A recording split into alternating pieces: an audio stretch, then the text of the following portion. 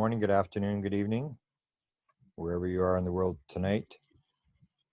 This is Grant Cameron, and today I have a guest, William Treurniet, who is a former scientist with the Canadian government. He worked for the Canadian government, background in physics, psychology, and over the last couple of years, William has sent me various pieces of material. We've had a little bit of discussion, and he's quite knowledgeable about consciousness, about physical mediumship. And so I wanted to get him in a little broadcast so he can talk about how a scientist actually sees this kind of thing. So here's my very interesting interview with William from Canada.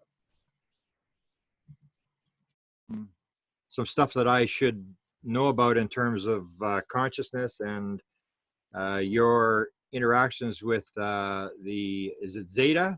Mm-hmm. And your experiences with physical phenomena. So maybe you can sort of give me sort of who you are, your background, and then I can start maybe asking you questions about some of the very interesting things that you've sent me. And I'm intrigued that you seem to be in some ways farther ahead down this road of understanding what's going on in terms of consciousness. So I wanted to sort of pick your brain on the experiences you've had over the years. Okay.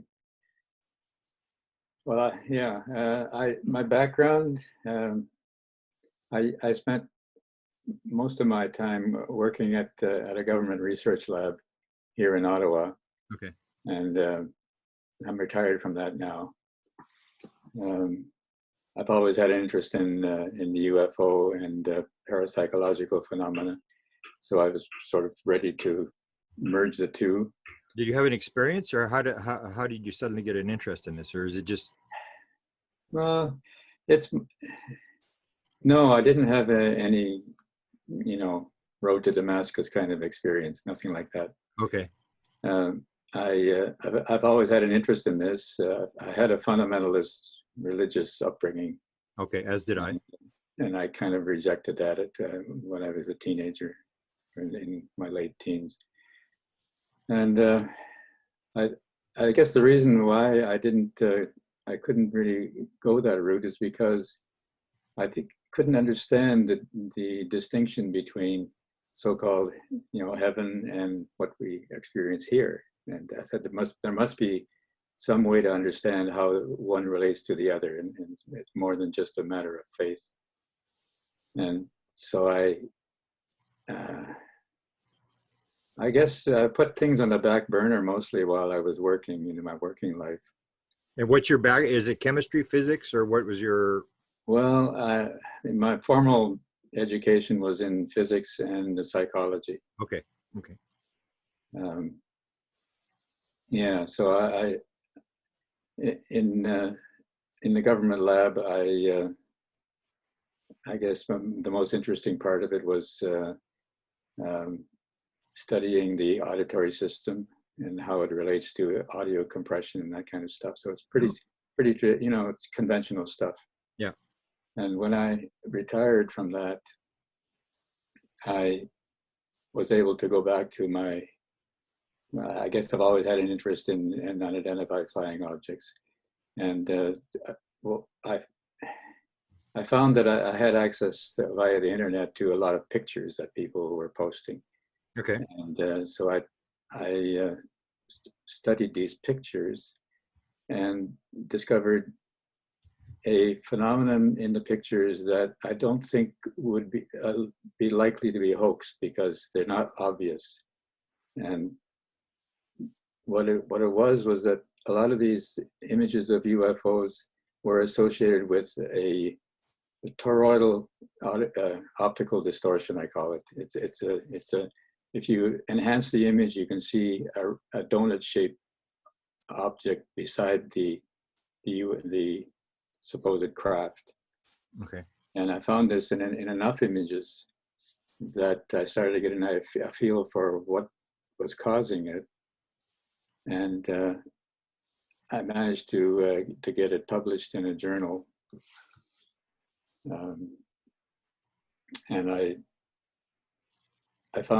decided that what the most likely cause of this distortion was either a strong magnetic field or a gravitational field. There was evidence for both. Okay. So anyway, this went on for a while, and then in 2012, I retired in 2004. So I spent several years doing this kind of stuff.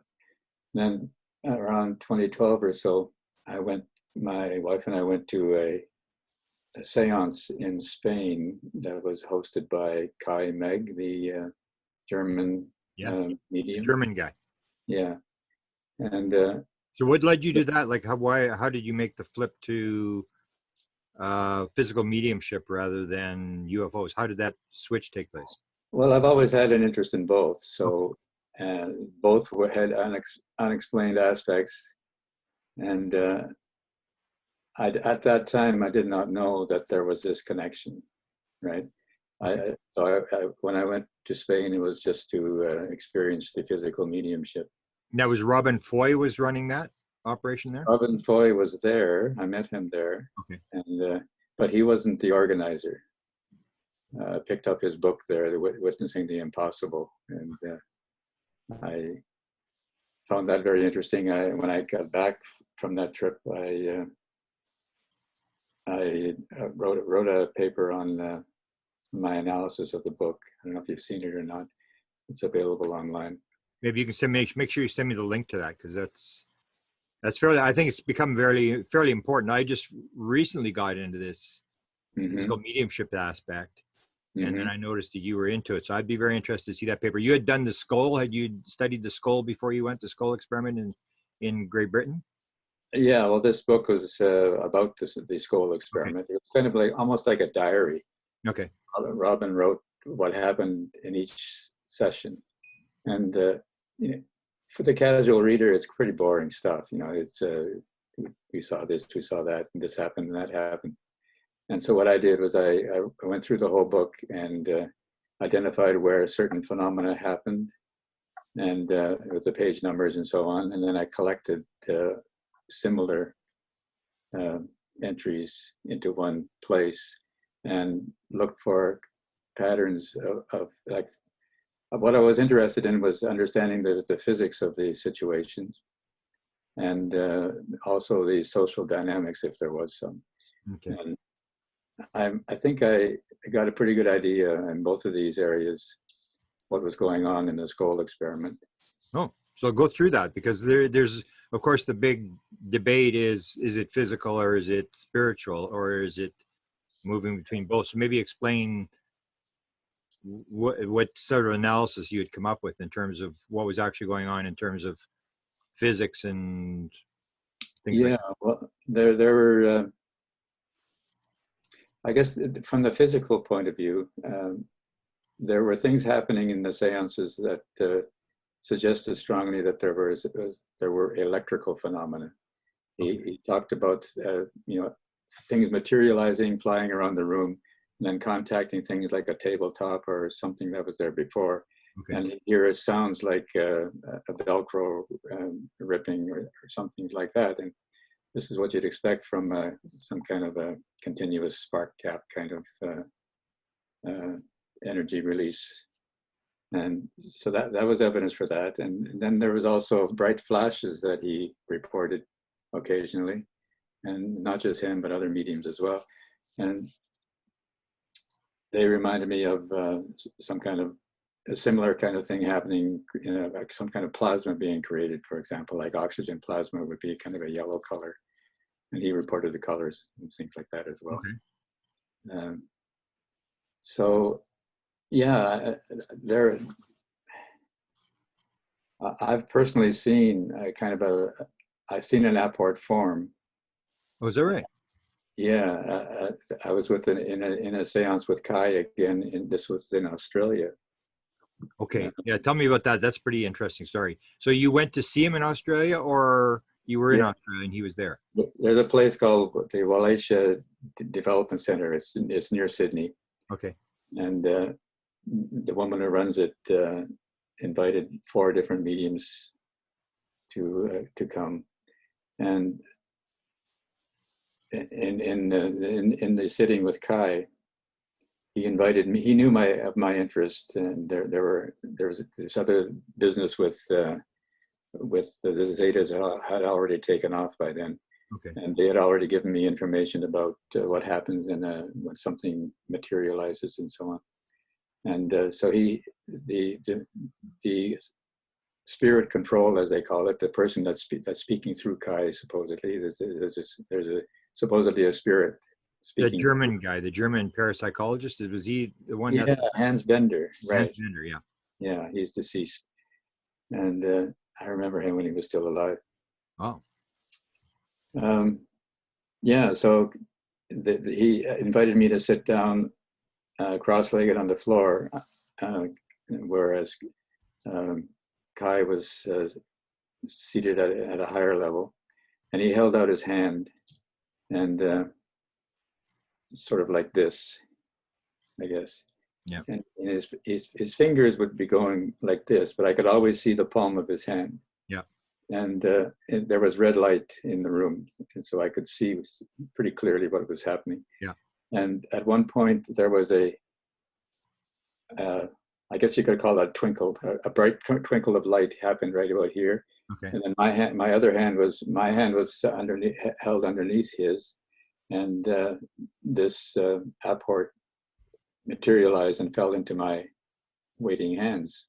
Mm-hmm. And well, before it happened, the spirit control indicated that they had done something to the apport, something different, and there was something internal that they had mucked around with ectoplasm to create something inside it, and didn't say really what it was. And so I didn't understand really what they were talking about. And it's only later, after I got home, that I discovered that in a dark room, if I backlit the object, I could see, with a flashlight, I could see things inside it. But without that, it looked like a solid object with no indication that there was something that you could see inside. Have you still got that apport? I do, yeah. Yeah, maybe you can, if it's within range, because I'll link the article that where you wrote the article about it, but it's kind of interesting.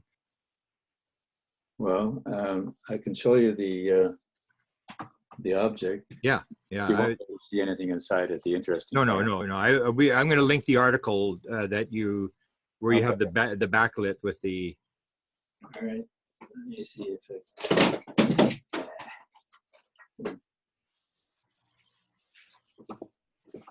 Oh, you got it in a little bag. Cool. Yeah. I don't want it to get damaged. You consider that quite a prize in terms of your life and something like that, because it's pretty unique. It is. It's just, this is it here. Yeah. So you can't see anything. It's not transparent like this. Yeah, but when you put the light through it. So what do you see when you put the light through it, to explain to people? Yeah, well, is there a way of giving you a graphic? Yeah, if you take over the screen, if you go to the middle of the screen there, you'll see a share screen.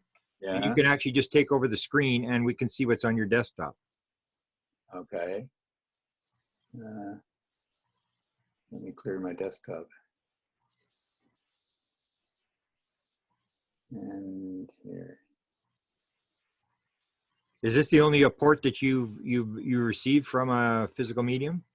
Yeah, it's the only one. Okay. I've seen others that people have received, and there's even a couple of people who said they also saw the twinkle of light. Oh, cool. So how many people were at this? How many sitters were at this event? I'm not sure. Probably 20. Okay. People, okay. It was a good crowd. Apport. Okay, there is a.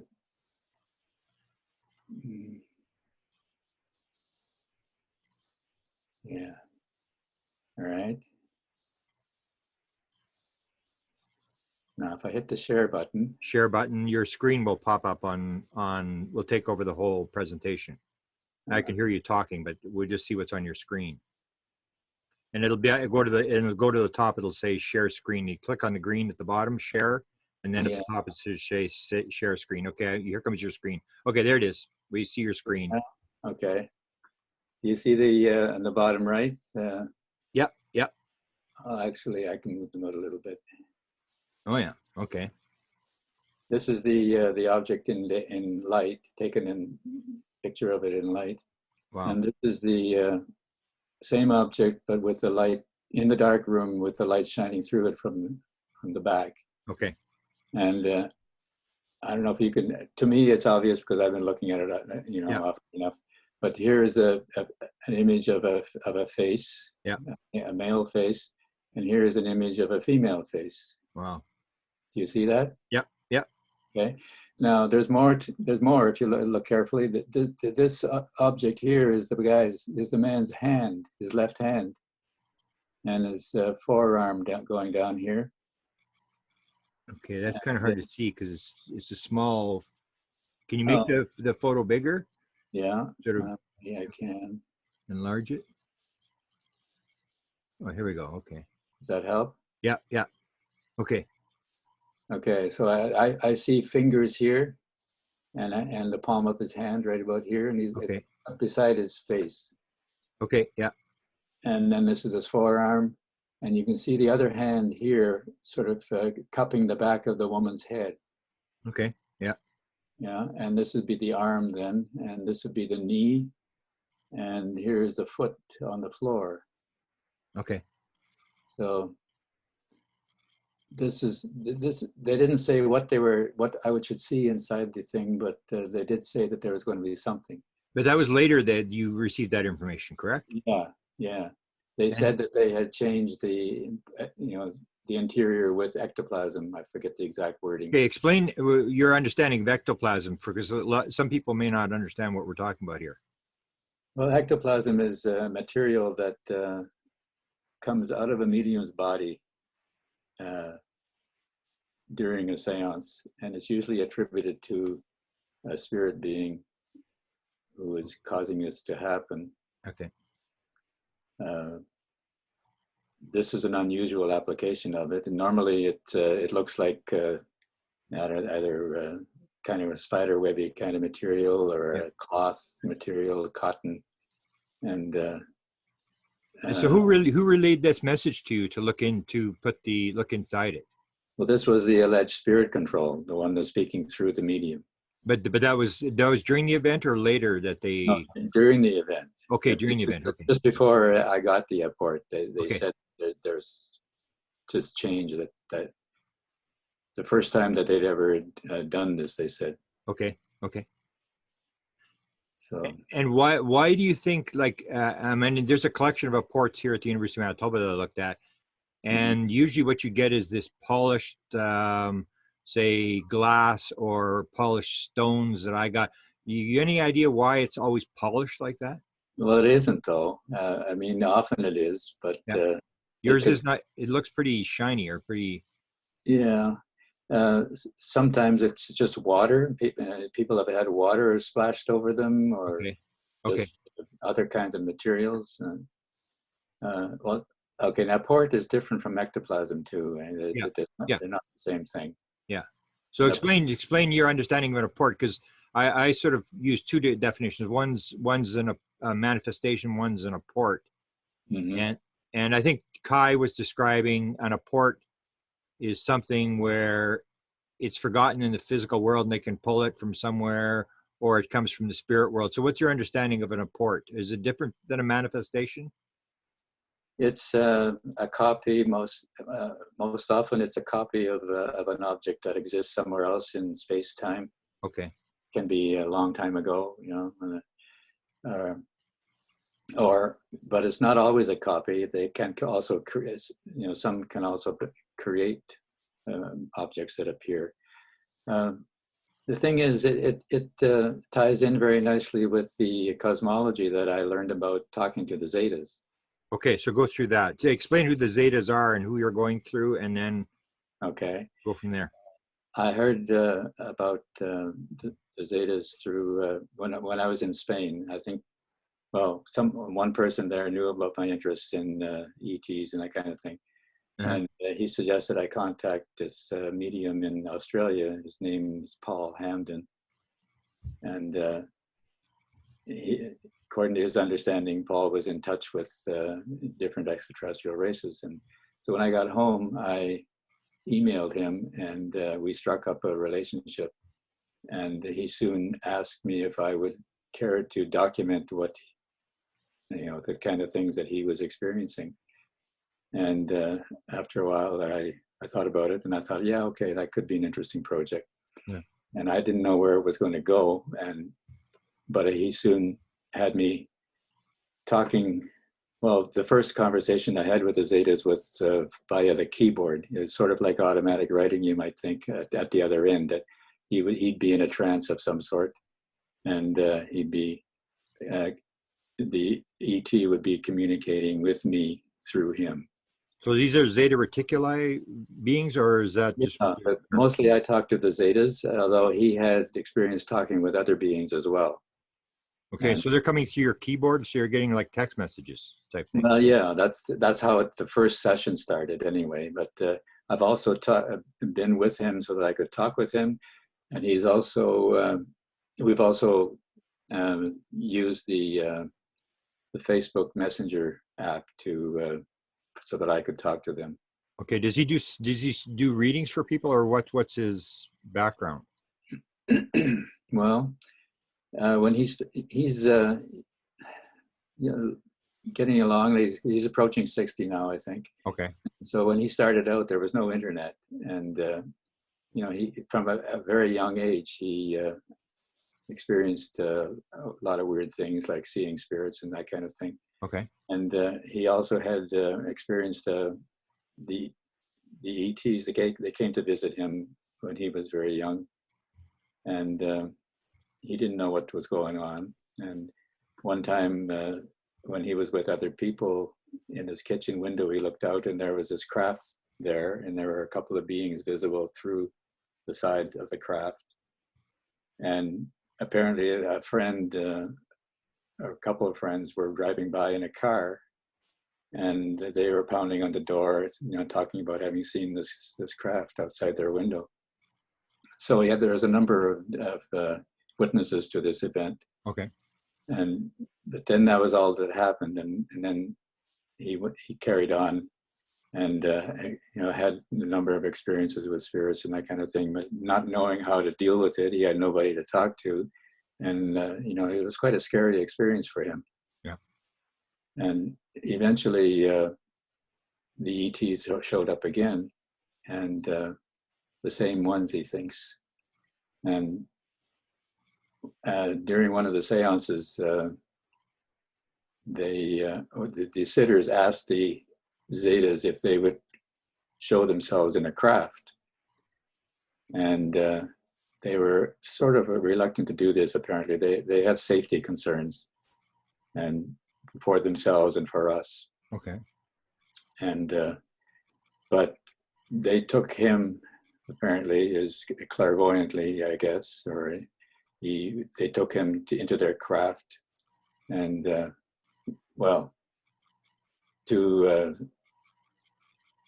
he said that they took him out to space, and he sort of told them where it was safe to land, and so on. And so they practiced some approaches, I guess. Mm-hmm.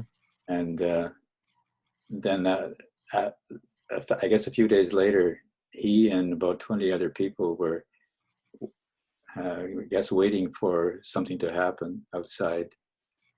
And there was a craft. It approached. The dogs in the neighborhood started to howl. Yeah. And a heavy fog rolled in. And he said that he and one other person, there was a tendency for people to keep their eyes closed. I mean, these beings can have a psychological influence and make people do certain things. And in this case, there was a tendency to keep the eyes closed. He said he didn't close his eyes, and there was one other person who didn't close his eyes, and they saw something approaching with red and green lights, on it apparently, but it never fully dematerialized. But he said while they were sitting there, there were beings that walked around on the gravel around them and stood behind them, and they felt a kind of electric energy in the area, and then they went back in their craft. The fog rolled away. The dogs stopped howling, and that was it. Wow. And there is a photo of the landing site, which he took the next day. Mm-hmm. Where I have it. And how many years ago was that? There it is. I can see it. Yeah, I can see it. Yeah, that would be. Oh. When would that be? I'm not quite exactly sure. Maybe around between 2000 and 2010, that kind of thing. Okay. So fairly recent. Wow. So yeah, you can see the circular pattern on. Yeah. You know. It looks like something that was in Chris Bledsoe's yard. Oh yeah. Grass. Yeah, it's pretty similar. Ah. And so let me ask you about, you've done a lot of study on this, and so what's the connection between ETs and spirits both showing up in seances? Are they in the same field, or what's your understanding of how these beings are interacting with us? That's a question that relates to the cosmology that they taught us, so they told us about. Okay, so explain that then. The proper way to look at physical reality, I guess. There's I don't, how will I say this? Philosophers have been talking about the nature of reality for a long time, and recently there was one person who really explained it well to me. The idea that the universe or the cosmos is a giant thought. Yeah. And his name is Bernardo Kastrup. Oh yeah. Yeah. He wrote a book called The Idea of the World. He's the big into the psychedelic thing. The psychedelic. He has a podcast, doesn't he? No, I don't think so. Oh, okay. He's a contributor to Scientific American, one of the blogs there. Okay. And he appears in a number of other places. Consciousness is basic then. Yeah, consciousness is fundamental, and all this physical stuff we see around us is an illusion created by consciousness. Okay. It's pretty convincing, and that's why we have people who don't believe that. Yeah. It is a good illusion. I mean, it is. It is very strong illusion. Yeah. Yeah.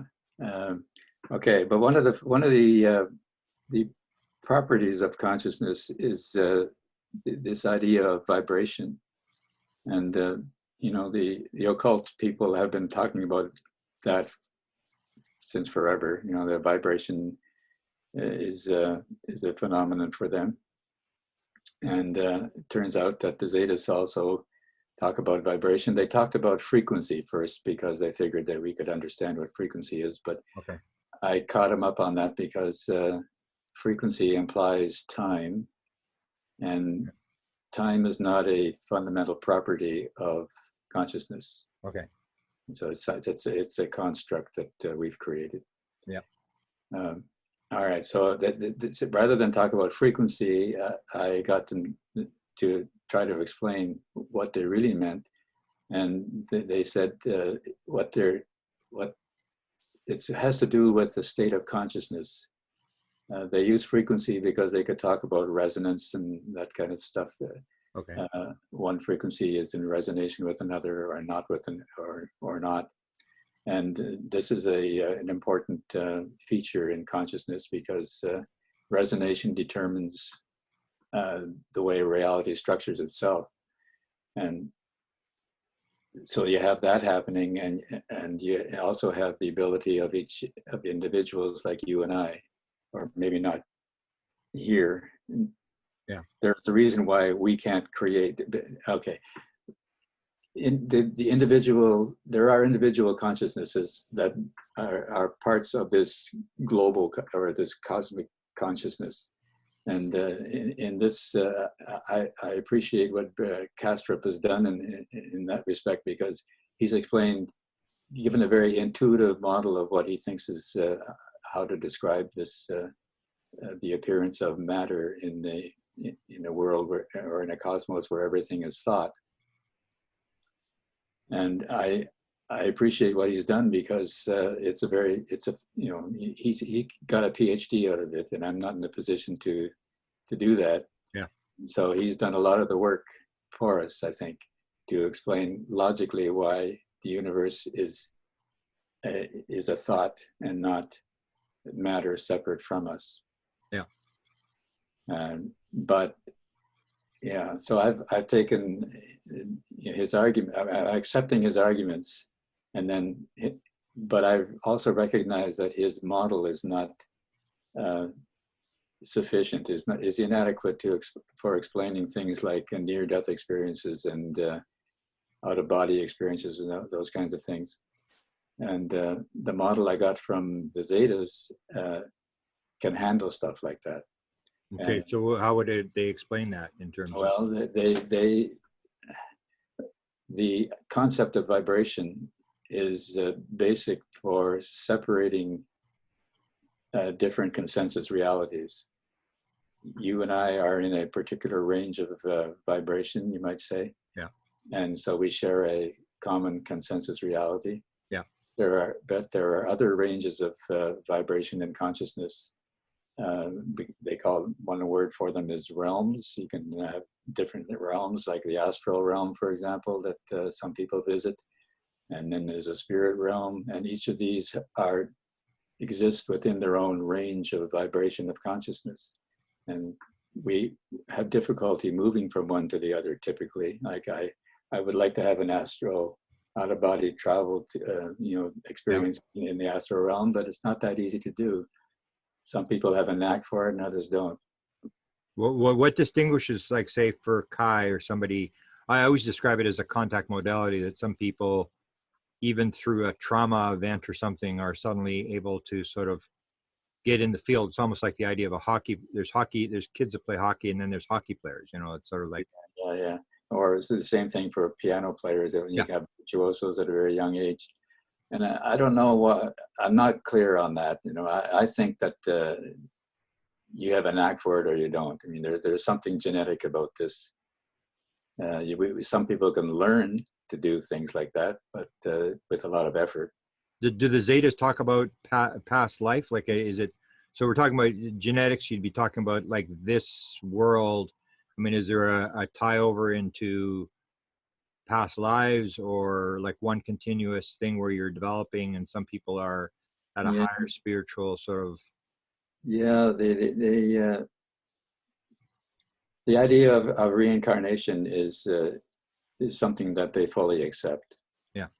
That we are spirits in a physical container, and at the end of our life, we move to a different range of vibrations. We can enter a different body, but we still have the physical experience, even though the natural laws around us might not be the same. Like gravity may not work the same. We may be able to move to different places at the speed of thought in the astral realm, for example. Do the Zetas pick up on, like, lots of times when I talk to experiencers, I ask them whether they believe they have a mission. And so I can ask you the same thing. Do you believe that your run-in with this phenomena is random, or are you here to push some sort of thing that they want out? In retrospect, I would say that my whole life was geared to this experience, but then, the hindsight is 20/20. Yeah. But you do have that. That's what I found with the experiencers. Even though they may not know what it is, they'll say, "I think there's something, but I really don't know what it is. I'm still confused." But there's that sort of idea and that's where you get into the multiple life thing, where, if it's multiple lives, then you may have agreed to come in, and that may be why you have these abilities or this interest that other people don't have. It's possible. I tried to quiz them on that, what was involved, and they said, well, there was lots of influences that might have led to my, being in this life. It was not just, but I sort of feel that the documentation of the cosmology that they gave us, I think was, well, it's my personal belief that that's one reason why I'm here, right? Everything that happened in my life, my initial education in physics and psychology, my experiences during my career in the government lab, I learned all kinds of things that I find useful now. Yeah. For example, I don't know if you've seen it, but Robin Foy gave me Yeah. a sample of audio that they recorded from their Germanium device. And explain what the device is. I read that article. So, and it's fairly complex. So maybe sort of describe the fact that they gave him this device and explained to him how to use it and what they're intending to do with this device. Well, it was they were told how to construct this device using a germanium crystal, and they believe the person who told them how to construct it was Thomas Edison. Yeah, I believe that's, yeah, pretty sure. And it came across on a piece of film. This is, for people who don't know, like Robin Foy was one of the main people in the Scole Experiment, right? Yes, yes. Yeah. And he's the one who documented the 5 years of experiences in that book that I mentioned earlier. And so they have this thing comes across on a piece of film. They put the film on the desk and it's sealed up, and this instructions appear on this film, and it's got his signature, correct? Thomas Edison's. They go and check back and find out that is his actual signature. Yeah. Yeah, right. Have you ever, in terms of that, before I keep distracting you here, but in terms of that, I always talk about these sort of noetic experiences where people are sort of given things where it sort of comes in their head. Have you ever had these sort of noetic experiences where something just occurs to you and you know that this is right, and almost like... Yeah, I mean, during the 5 or 6 years that I was documenting the Zeta information, this happened a lot, you know. I mean, and it was especially noticeable when it stopped. Like now, I don't have that anymore. Yeah. But during that interval, during that time, you know, they were, something was putting stuff in my head to, you know, to help me so that I wrote it down. And you know, the books that are on my website are a result of all that. So describe the books that you wrote and what documentation, and I'll link this stuff for you. We'll look it up and we'll link it so people can. You've done I actually, the more I get to know you, the more I realize you've done a lot of research that I haven't really picked up on. I've sort of stumbled in, maybe not by chance. I stumbled into you that you needed stuff that I needed, and I've got a lot of material. It was very useful. Following what you've been saying over the years, and it's been really interesting seeing you put the two together as well. You know, that was good. And so your documentation, you've done books and you've done a lot of articles. I know that. Yeah. Well, there's a lot of articles, but a lot of them are also in the book. You know, they're chapters in the book. Okay. But then there are some that are not. Like there was one article on sounds that were recorded during a seance. Turned out they were chirps, which are the Zeta language. They have a very high frequency clicking sounds that they use to communicate with. And in this particular case, when I slowed the speed of the audio down by about a factor of 5, it turned out to be the tonal sequence that we hear in Close Encounters of the Third Kind. You know that movie? Yes, wonderful. Yeah. And so we asked them if that meant anything particular, and they said, no, we thought you'd find it amusing. Interesting. Yeah, so that kind of thing is not in the book because I can't put audio in the book. Yeah, so. But you did do the graphs and stuff with you where you showed how you broke the audio down in terms of analyzing it, which is really interesting that somebody like you is able to get in, because that's, I guess, you know, people will always bring up the fact that with mediums and stuff, it's just gullible people that are in there, and it sort of shows that there are some people who in there who have some scientific background who find valid material in what's going on there. Yeah. Right. Um, the audio from Robin's seances. I mean, he sent them to me on audio cassette, and cassettes have a lot of hiss and noise Yeah. and that kind of thing. So I digitized it and analyzed it further that way, and I was able to clean up a lot of the noise. And see, this is I had software that I created during my work experience. Wow. This is another one of these Synchronicities. Synchronicities Yeah. where what I did before I got involved in all this stuff is useful now. So it's as if things were, I was being prepared in some way to do this kind of work. Are you still working with Robin on anything? I haven't talked to him lately, no. Yeah, No. 'cause I just sort of joined his group there, and been watching because he's apparently back in the game again, and they've got contacts and stuff like that. It died out, but now it Oh yeah. sounds like Good. he's got a group going again, and Hmm. very interesting stuff that people, when they see, because the Scole Experiment is one of those things, when you see the video, it's pretty hard to deny that that this stuff isn't going on. Yeah. Yeah, and they were forced to stop sitting for a while. I mean, Yeah. by the spirit world. Apparently, things were happening that were not according to natural law. They weren't allowed to continue. Wow. Somebody was mucking around with the timeline. Yeah, that's interesting. Well, what do you how do you interpret the Zetas? Are they actual beings from other planets, or are they in the spirit world, or? Well, I can only tell you what they told us. Okay, yeah. And but it's complicated, and because of the complexity, I find it, hard to not believe.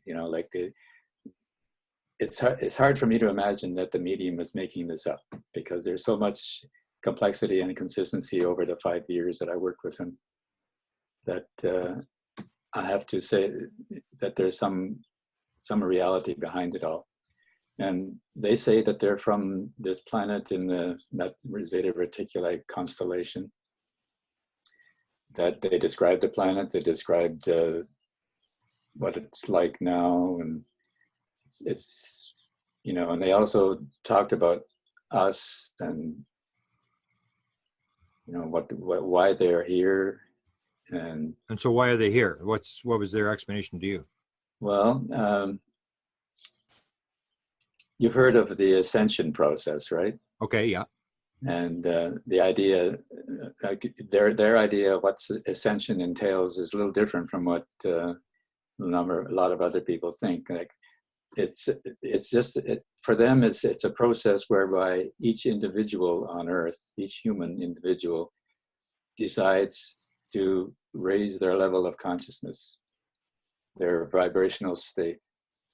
And if you remember, the vibration is one way we distinguish different consensus realities, or is the way that the consensus realities are distinguished. And so Ascension involves raising our vibrational level and experiencing a different reality. And we're not there yet because it also involves the creation of a human collective consciousness in the astral realm, right? Which is where all of our thoughts are recorded now. But it's pretty chaotic now, because there's no, everybody, well, given the state of the Earth at the moment, people don't, are not, well, their mental processes are not very coherent. And so what goes on in the astral realm is not at the point yet where you can say there is a collective mind, and that's what they expect to happen. At some point, all humanity will be represented by a collective mind. It seems we're going in the opposite direction from that right now. Yeah, we could be, but the thing is, we are not alone in the universe, and there are other extraterrestrial races around, and they already have their collective consciousness. And the problem is, from their perspective, is that we are like children in a china shop. We have no concern for how we affect them. Right. Apparently, we are affecting them, and they say there's a lot of noise coming out of the Earth consensus reality, Mm-hmm. and a lot of this is caused by our technology. We are sort of encouraged to think the same way, think the same thoughts by our media. We have a very integrated media around the world, and everybody is exposed to the same, bad news all the time, Yeah. whether it's important or not. And all this stuff is leaking out, apparently, to affect other collective consciousness. And so that they don't want that to go on, and apparently they can't really stop it. It's up to us to stop it. Each collective mind, as it matures, learns to not interfere with other races' collective minds. Right. And we're not at that point yet. So that's one reason why they want us to evolve a bit more. And so is that how they get here in terms of because we can't get there, we can't interact with them. Is this sort of this oneness or this collective thing, understanding that, is that how they move from wherever they are to interact with us? That they understand this principle that everything is one and it's all consciousness? Because I think that's where my impression is we're just completely missing the boat on that we think everything's separate and everything's physical. And I mean, they do come here in physical form. Like Paul saw that craft outside his window. Yeah. And so they can come into our physical and then go back into sort of a less physical, or whatever you want to call it. Well, the thing is, it's all physical. The thing is, they are able to change their vibrational state, and so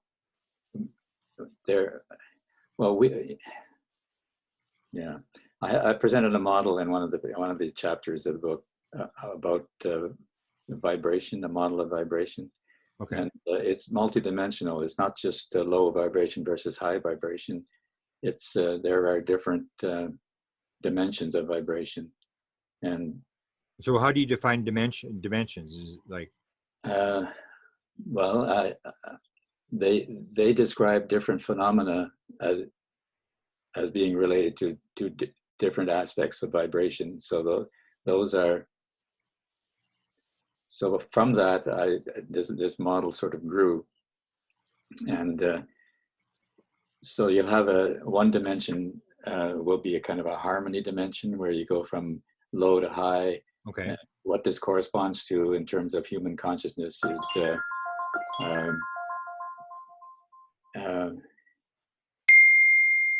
God, somebody's trying to communicate. All right. So Zetas. No. Okay, go ahead.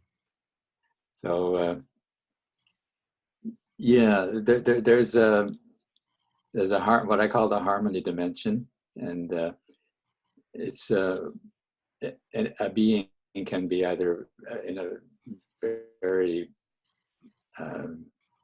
angry or fearful state, or it can be very at the one end of the dimension. At the other end, it's the being is filled with unconditional love and that kind of thing. So there's a range of states that one can occupy in between those extremes. Okay. And then there's another dimension that is relatively constant. It defines what realm you're in. Like we are at one point on that dimension, we're physical beings in this etheric, what I call the etheric realm. And if you increment that along that dimension, you would end up in something that we call the astral realm, and you increment again, and you end up in the spirit realm.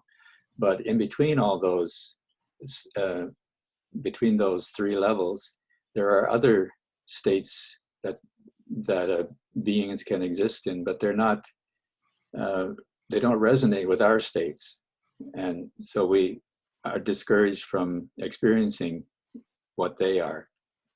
And so the Zetas are like that. They are in their realm tends to be different vibrationally from our realm, and they're not in resonance with us.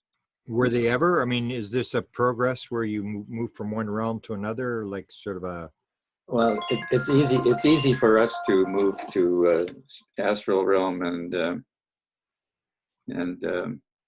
spirit realm, but we can't move into the realms that the Zetas exist in.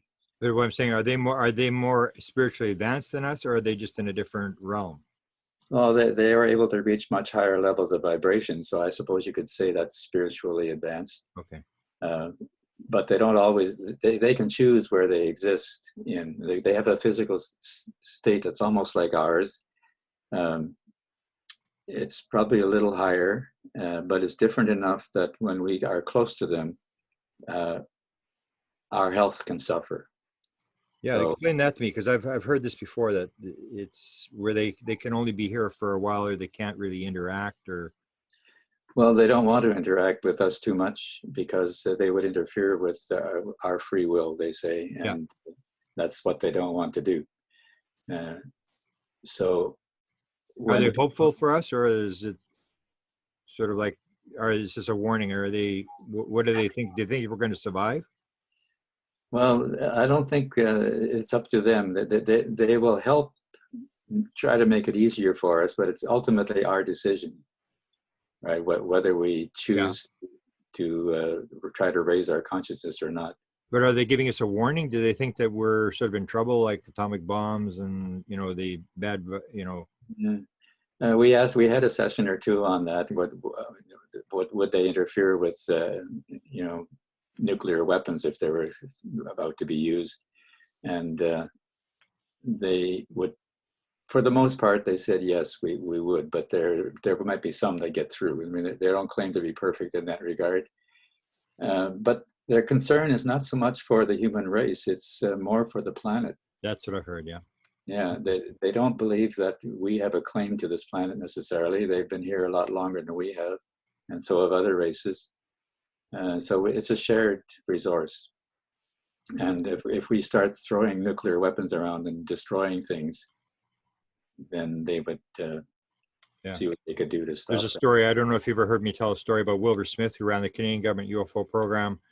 He was in contact with a being by the name of Alpha, and there was a story told to Walt Andrews, who is the former head of MUFON, that he claimed Wilbur had told him that Wilbur had been told that they would step in if there was a nuclear exchange. And again, it was the thing about the planet, that they were more protecting the planet, and that they could do it, and they could prove to the world they could do it by splitting the moon in half and putting it back together in front of the entire world to prove they could do it. But other than that, they're just going to allow the human race to stew in its own juices. That was the way they described it. That's basically the same message that we got. Yeah, pretty much. Yeah. Interesting. Well, how do you talk to the people who claim, this abduction, the hybrid? That's what the Zetas are doing here, and they're interfering with us and free will and all that kind of stuff. Yeah.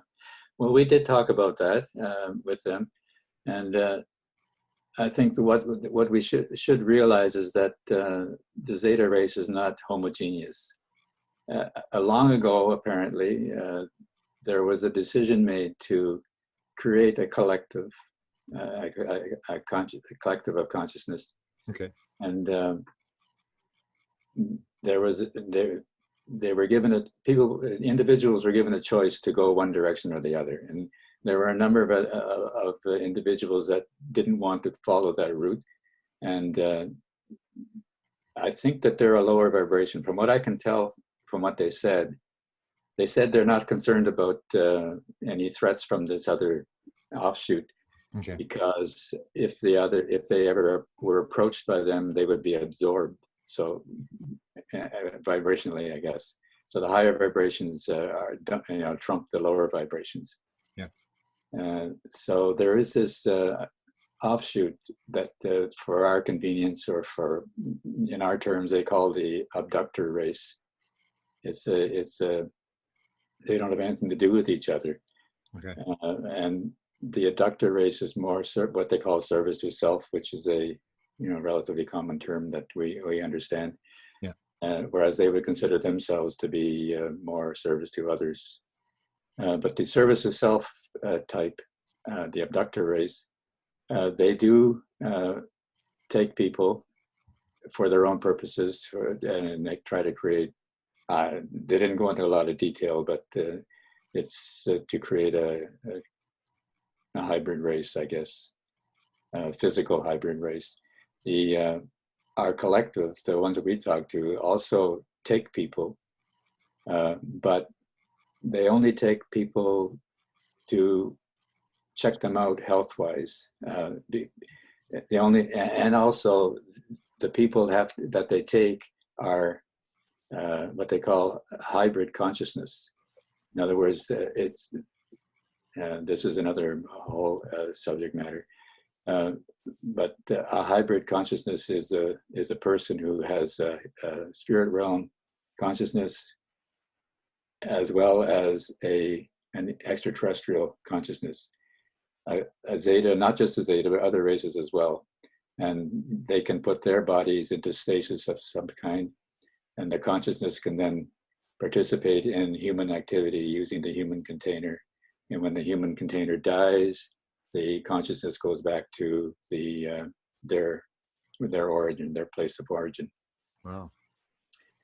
And so those kinds of people may sometimes be taken if they have health problems and that kind of thing, and they can be healed, I guess.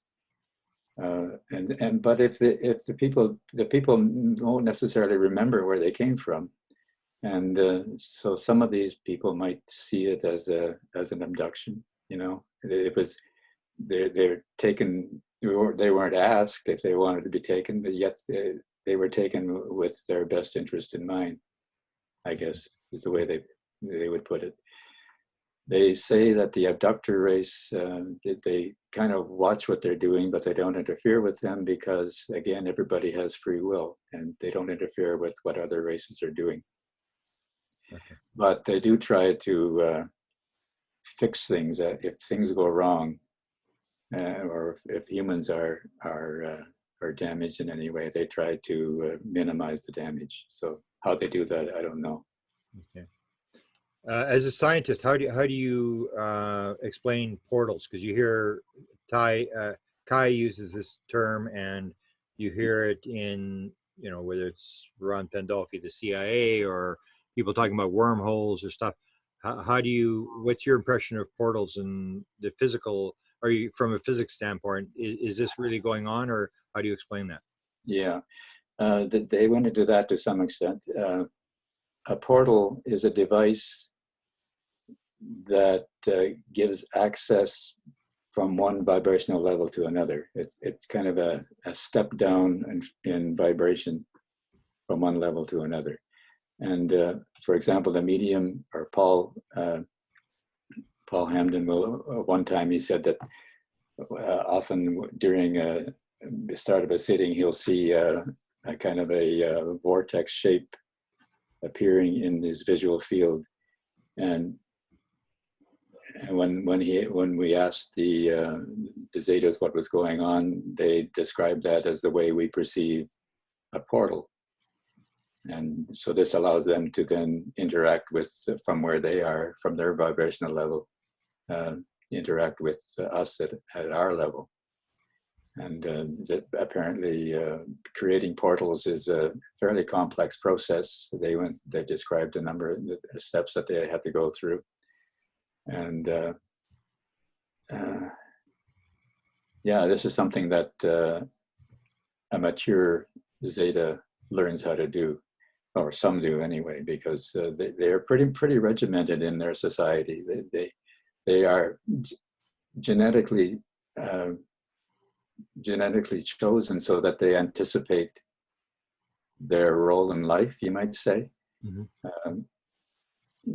Like us, by analogy with us, if we needed doctors, for example, we would choose their genetics so that they'd be appropriate for you know, the medical profession. And they do this something similar. They have a number of roles to fill in society, and they design the members of their society so that they're appropriate for those roles. Is the role of the I guess the Zetas you're dealing with, is it altruistic? I mean, like, you always get this idea that they're coming to invade us, and I always look and see that there doesn't seem to be very much No, capitalism involved. There's no money, there's no toys, it's basically they're on a mission to raise consciousness or whatever. Is that your impression of what they're yeah, doing, that they spend their yeah. entire life doing this? That's, yeah. I mean, except for the abductor race might have, you know, designs on our physical constructs, Yeah. but the ones that we talk to don't. I mean, they're strictly interested in consciousness and the states of consciousness and what they can do with consciousness. They have technologies at other, you know, that they can manipulate states of consciousness to make things happen. And one of them, for example, is what they call the synthetic, what Earth people have called synthetic quantum environments. This is something that the Zetas can create with their technology, and it simulates any physical environment. Wow. You've heard of Basiago? Is that his name? Yes. Well, he talked about experiencing these synthetic quantum environments, and so we asked the Zetas about it, and they said yes. You know, the humans have had access to them. They think that they're in full control of this technology, but they're not. It goes beyond, well beyond what they think is involved. So But the humans have this technology, which should be one of the questions I'd ask you in terms of. they have had access to it. I'm not sure if they still have it or not. Okay, which is another question that comes up often in ufology, is this idea, you know, that, you know, we have all this technology and we've mastered this. Are you of the camp that we basically, or the other alternative is Bigelow has just come out and spent tens of millions of dollars and basically said, we haven't got the foggiest notion what's going on here. This is way beyond anything that we could even imagine. So Yeah. what do you think about, in terms of, as a physicist, do Well, we understand any of what's going on? You mean maybe you and I might understand yeah. this kind of stuff, but does the government really know what's going on here? Well, I don't know. I mean, I read that what you said there about Bigelow, you know, seems to have changed direction. And I made a comment about maybe he understands now that it's beyond our reach, and Yeah. why spend money on it? Like this synthetic quantum environment, for example, it requires, in order to create something inside of an SQE, as it's called, it requires that a being be involved that has a very high vibrational state. Yeah. And we're not there, you know. So even if we had access to the technology, we wouldn't be able to use it because humans just don't have that state of consciousness that is needed to use it. Have you looked at the Skinwalker Ranch? Because that's when I saw the Skinwalker Ranch. You hear all the stories about the UFOs and stuff, and then you hear Jacques Vallée say, "Well, but the only thing we didn't have at Skinwalker was UFOs." And when you start looking at what was going on at Skinwalker Ranch, it was all this apport material. You know, they're making cows disappear out of and put them in, you know, these trailers, and they were making the groceries go back in the bag and putting the woman's brush in the freezer and stuff like that. It was almost this very bizarre thing that, I guess, when Bigelow looked at this, and you couldn't really film it or anything, you got to see an apport forming, but I think the general consensus is that it always happens off camera. You can't really see how these things are taking place. So this, do you see this? Have you done the Skinwalker Ranch and looked at this kind of stuff and seen some parallels to what the Zetas told you? I haven't studied that too much because my impression was that that people had bad experiences there. Yeah, that's the way they frame it. But when you look at the stuff that's going on, it's basically, really just apport material, just really weird stuff going on.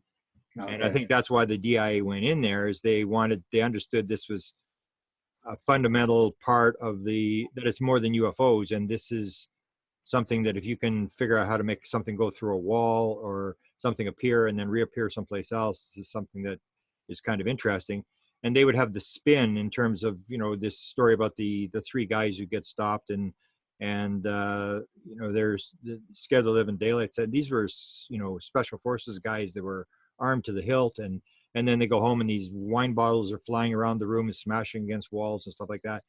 And it was almost that thing where you have sort of a negative view of the thing, and that's what you basically get in terms of the experience that you're helping to manifest this stuff.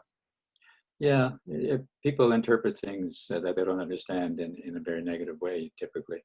Does that affect, do you think that affects what kind of experience you have, like in terms of your mental state, that you would, if you have a sort of a fear-based state, you're going to have very negative experiences? And if you are, I mean, I don't want to say that there are no negative beings. I mean, or beings with low vibration states out there. I think there are. I mean, this harmony dimension that I mentioned earlier. There's a whole range of positions on that dimension that beings can be at, and some of them are relatively low. So. well, my question would be, if it was low, it's like us, how do you get off the planet? How do they get from their realm to our realm, unless they understand the fact that everything's tied together and everything's one, and it's all consciousness? Right. You would Well, think the vibration dimension is pretty tightly coupled to the dimension of love. Yeah.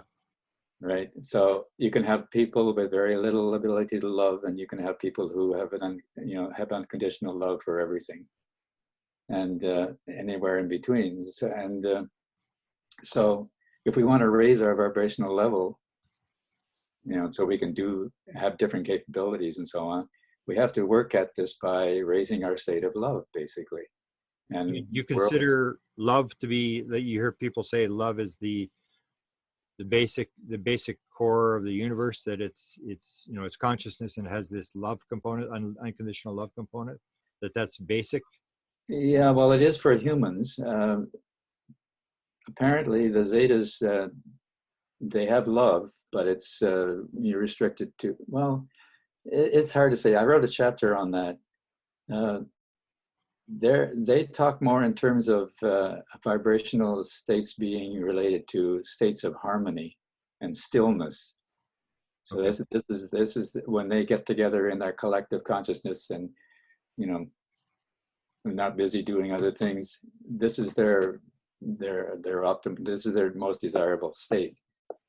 The calmness thing, you're saying. Yeah, but humans, we can think of love and harmony and stillness as well, and maybe we should. But the most obvious correlate with vibrational state is the state of love, as far as I can tell, for humans. Yeah.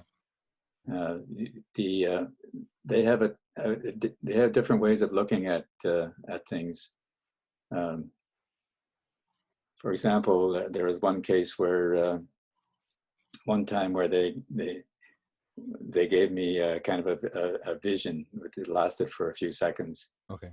And it involved me being in the body of a Zeta and meeting another Zeta and being very overjoyed with being reunited with this other Zeta.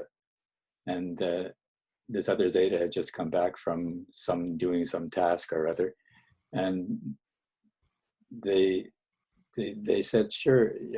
They used that to show me that Zetas can experience joy, but that emotion wasn't appropriate for that situation.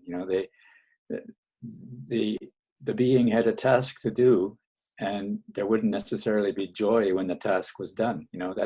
So it sort of pointed out to me that there is a social component to this, to emotion. When it may be so ingrained that is not learned. This may be their natural way of behaving. I don't know. It just made me aware that that we're going to run into some difficulties if we ever start interacting socially with these other races. Yeah. What was I gonna I have a question before this other question. I'm just trying to think what it is here. Oh, as a physicist, what would you, I mean, if you were talking to maybe the UFO community, or what would you say is, say, a couple of things that we're missing that we should be working on that would sort of get us going in the right direction? Well, like we're making some sort of false assumption about how things work, and it's sort of like when you get the aha moment, and oh, that, you know, and it sort of gets you going in the right direction, or maybe even the Zetas told you that. Like, what's their main message for the world in terms of how to straighten things out and get going in the right direction? Well, they're trying to do what they can to help us raise our the state of vibration of our collective consciousness. Okay. That's what they're really like to see. And how do they think we should do that? Oh, Does it come through education? Is it comes like you light up your little corner of the world, I light up my little corner of the world, and consciousness rises, and then suddenly everybody realizes, okay, it's okay to be gay and get married, and it sort of flips, and everybody just sort of goes along with it. everything is free will is paramount. I mean, they say you have free will until you don't. And Okay. and we do. I mean, there's a lot of most of the time we see that we have a choice to do what we want to do, but then the fact that we're living in this particular time already restricts what we can do. So you have free will until you don't, and because there are structural constraints on how we behave. Do you think we're ahead? Because if you look at physical mediumship, it only started, what, in 1848 with these Fox sisters or whatever they were, where you see things and quantum physics comes in, and it's like, I think my impression is we're way farther ahead than we were 150 years ago, despite all the problems we have in terms of understanding how the world works. I think so too, but materialism is a big stumbling block. Yeah. Once physicists get past that, then I think we'll make more progress. Do you think they will? I mean, do you think, or is it that embedded in terms of, if you can develop an iPhone or something, and it's all technology and it's all, it's you see physicists moving, like you see the odd physicist, you sort of see them making statements about, the universe being a projection or a giant computer game. Mm-hmm. Is physics catching on, or are they still very far away? Like Bigelow would sort of describe that we're sort of completely missing the boat. It's hard to say. I'd like to think that I see people talking about, like you say, that some physicists are thinking in those terms. Some are dancing around the edges, like that. The Orc-Or theory by Hameroff and what's his name? Famous physicist. The mathematician. Yeah. Yeah, I know. Anyway, that they talk. Hameroff talks about the microtubulars. Yeah, but the problem in consciousness is the experience, to explain experience, the quality of experience. Yeah, qualia. Yeah. And he suggests that there exists some kind of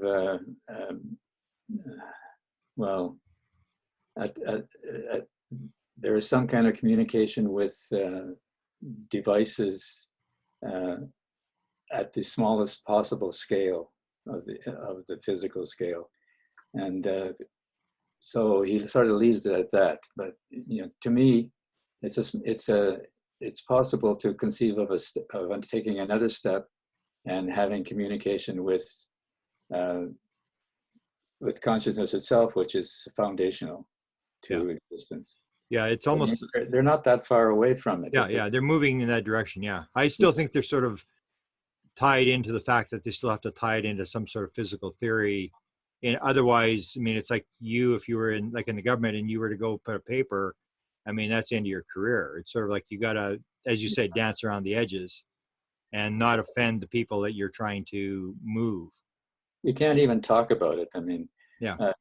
people see, or I don't know, there's no proof that it's so-called all anecdotal, but you know, UFOs have been observed to disappear in one spot and then reappear somewhere else. You know, there's no indication that they actually traverse the space between.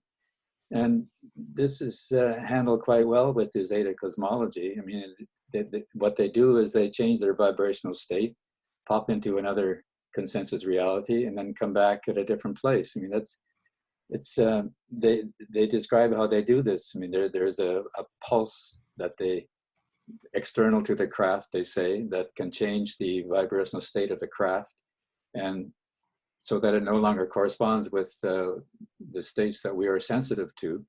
And so we just don't see the craft anymore. In fact, it's not even in our space. You know, it's essentially, we say it's dematerialized.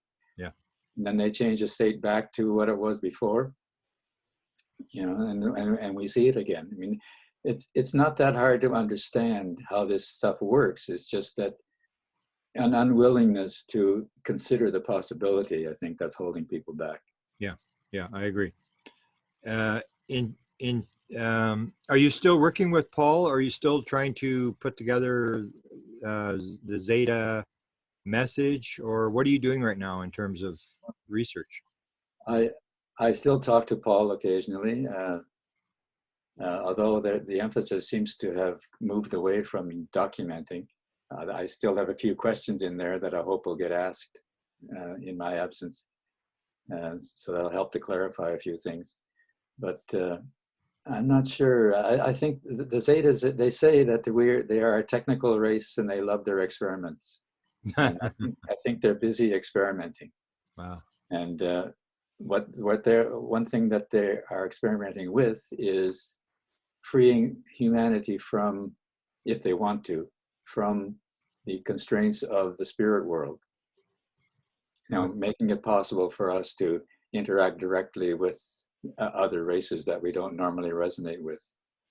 And so they've proposed a few scenarios. In fact, I think they're supposedly working on them, making it available if people want them. Are you part of that? Well, I was told how things work, and I think that the idea was that I would at some point document it when that's, because otherwise people won't be able to make the choice when the thing is, when people die, when their bodies die, okay, they will be able to make a choice between going the old spirit realm route or moving to another extraterrestrial race, I guess you could say, another consensus reality. The problem with that is that from a human point of view, the problem is that we will not be given sufficient information, I feel, to make a choice. And I don't know if I have to choose. Somehow I will be asked or expected to choose a particular race that I want to join or be born into. okay, Without really knowing what that race is all about. And to me, that's unsatisfactory. but don't you have better information once you're dead, that you realize how yeah, well, that's get together? that's the, I think that was the answer, more or less. That when we're not in this particular realm, we will be able to have states of knowing rather than intellectual activity. We'll just know what is true and what's not, or how things are.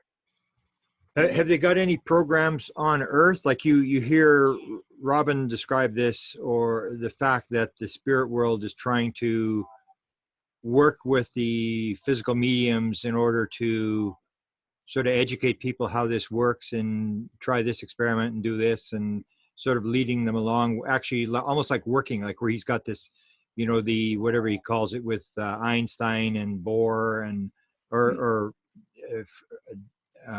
David, was it Einstein, Edison, all these guys that are actually trying to help them develop experiments here on Earth? Are the Zetas doing anything like that, where they've got people that are doing that kind of thing, where they're working with them to educate people? Yeah. I think that they would say yes, but on the other hand, the astral realm is a place where all human activity is available or accessible, and that means in the past as well as in the present. And so, if certain thoughts were had by civilizations long ago, I mean, those ideas are still floating around, and under certain conditions, people here might be able to tap into that. So that's one source of information that scientists might be able to use. If they had a specific thing in mind, then they might, interact more directly with people.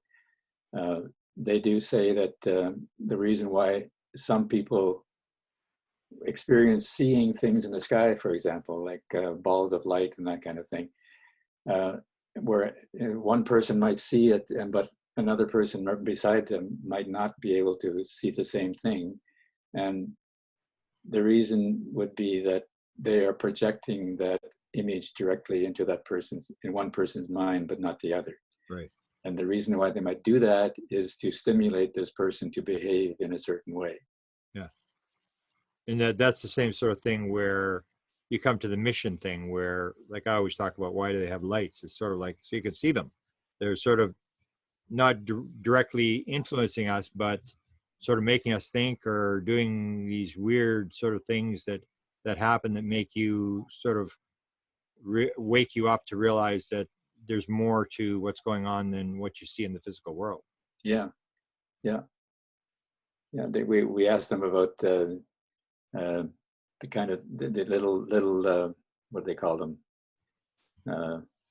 So some photographs.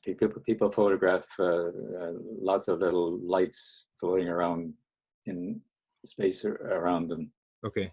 What are they The called? little orbs? Orbs, and Or little spirit orbs. lights? Yeah. Yeah, and then they agreed that some of those are just dust particles, but there are others that are actual attempts at communication by entities in other realms. They're using technology to peer into our consensus reality. Wow.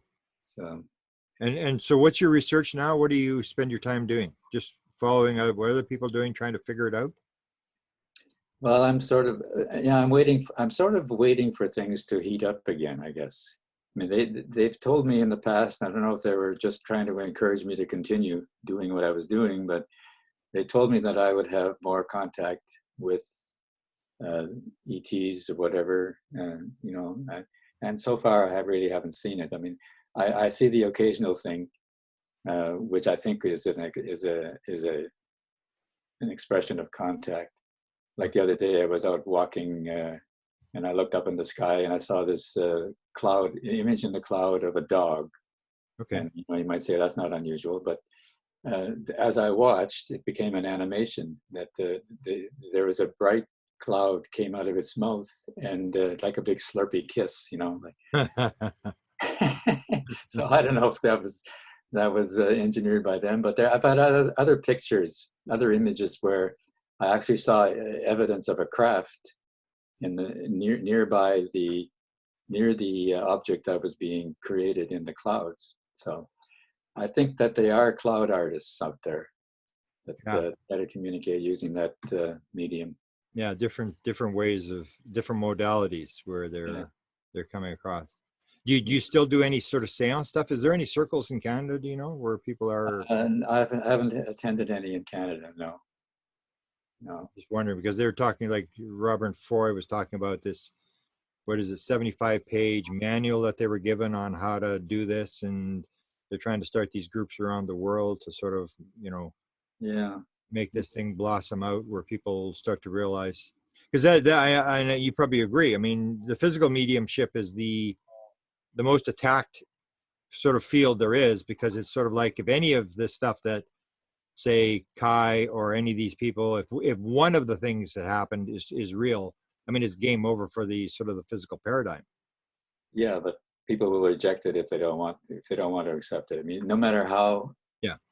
You know, I have this theory, which I wrote in one of the chapters in the book, called managed plausible deniability. And it's based on Valley's idea of the control system. Yeah. And I think what's happening in both the UFO field and the physical mediumship field, that they are very much controlling the level of uncertainty that humans have about these phenomena. You know, if they at an optimal level of uncertainty, every time something strange happens, you'll have a few people move their belief system so that they accept that materialism may not be correct. Yep. But you'll have others that debunk it and give them an opportunity for these people to choose to not shift their belief system. You know, it's important that people not be forced to choose to shift their belief system, because if they're forced, then the level of fear goes up, and fear is what you don't want, because it is incompatible with love, and what they're primarily interested in is having people raise their state of love. And so by managing this this uncertainty state, or this level of uncertainty, they can minimize the fear that people experience when they see things that they can't explain. Yeah, it's almost like the theory about them sabotaging contactees, where they give them stuff and then they sort of slip something in that sort of discredits the whole thing. And yeah, exactly. With this sort of that's precisely what I'm talking about. Yeah, and so it gives the people like you or the reader of the article or whatever the opportunity to choose one explanation versus the other. And that's why it's taking so long. Yeah. Now, of course, if everything is eternal, well, we've got forever. It's not, because that's where you get the American idea. We want everything yesterday. Yeah. All right. Yeah. Wonderful. So hopefully we can link up your writings, and we'll stay in contact here. And I really appreciate all the stuff that you've sent me, and the input that you've gotten. I really respect, because it's quite evident that for whatever experiences you've had, you understand. I can tell that we're sort of going down the same sort of road, and so I really appreciate everything that you share with me. Mm-hmm. Very welcome. Especially when we come from a scientific viewpoint, you sort of carry a little more weight than the average person, where we're a scientist, and it's sort of like it carries some weight that I think you can use to your benefit. Yeah, although like I said, if people don't want to accept a certain point of view, they won't, no matter what the strength of the evidence is. I mean, that's that.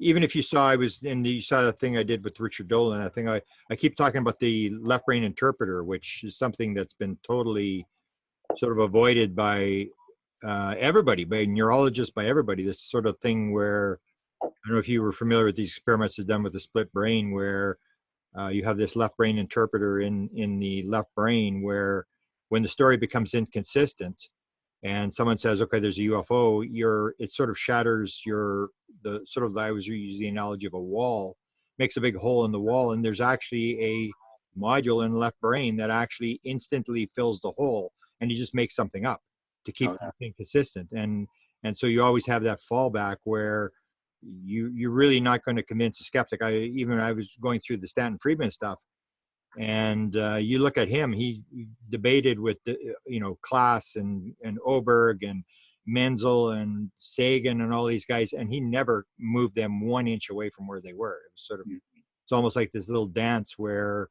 it gradually moves along, and eventually we get to the finish line, but it's not an overnight thing that happens.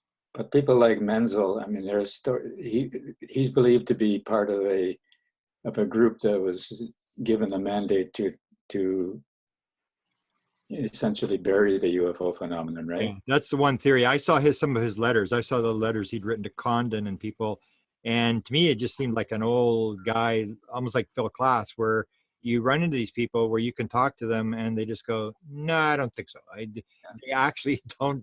They just actually don't believe. I was quite kind of surprised when I was reading a lot of the correspondence with these like Klass and these guys that they're just in that worldview where they've been taught certain things and it's very hard for them to make that step over. So it's a long process, but I appreciate what you've done for it. And I appreciate especially the physical the physical mediumship thing, because I just sort of recently got into this. I was aware of this stuff, but when I saw the connections to what I was doing, it was like it's the same thing. It's like, you know, it really gives us an awful lot of insight as to the fact that it's all one structure, one thing, and we're just looking at it from different perspectives.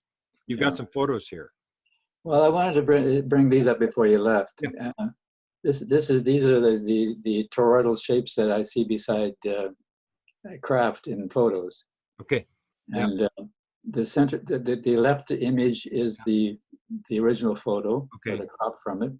The middle image is the enhanced using equalization, and the right image, in this particular one, I drew in a graphic to show more clearly where the torus is, but you can see it easily in the middle image as well, and that's the kind of thing I'm talking about. Yeah. In the next one down, there is you can see this tire-shaped object.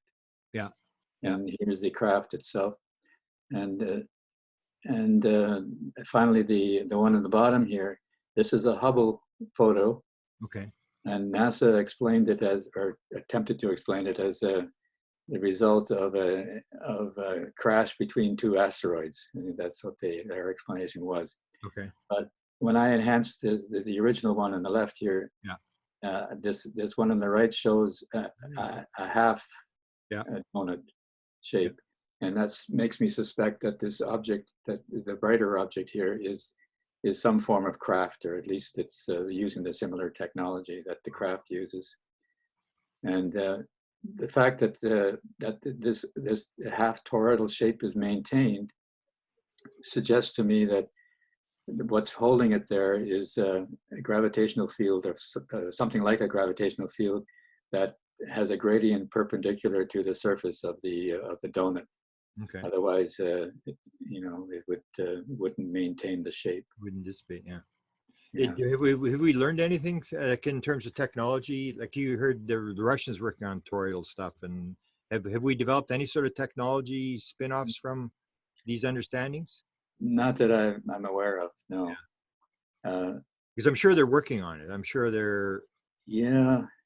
But if the Zetas described their technology and sort of how it works, and it involves having some control over vibrational state. So unless maybe that kind of stuff is going on in the secret military research, I don't know.